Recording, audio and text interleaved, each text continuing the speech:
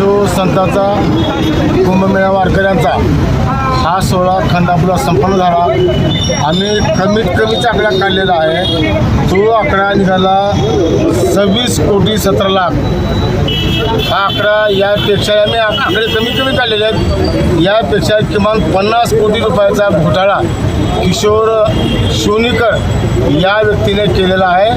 आणि आमचं असं म्हणणं आहे की हा एकट्या व्यक्ती दोषी नाही, याच्यामध्ये बरेचसे माणसं दोषी आहेत। आणि ज्या पावती पुस्तकं छापल्यात आम्ही आकडा धरला की 1000 प्रत्येकाची पावती, आपण तसा विषय नाही की माझ्या गावातच एकाची पावती 3100ची आहे। संतोष जाधव एक पावती, मारुती गोपीनाथ गौतम यांची 5,000ची पावती आहे। म्हणजे हा किमान व्यवहार 50 कोटी रुपयाच्या पुढे आहे। आणि म्हणून आज आम्ही गांधी चौकामध्ये धरणे आंदोलन करत आहोत।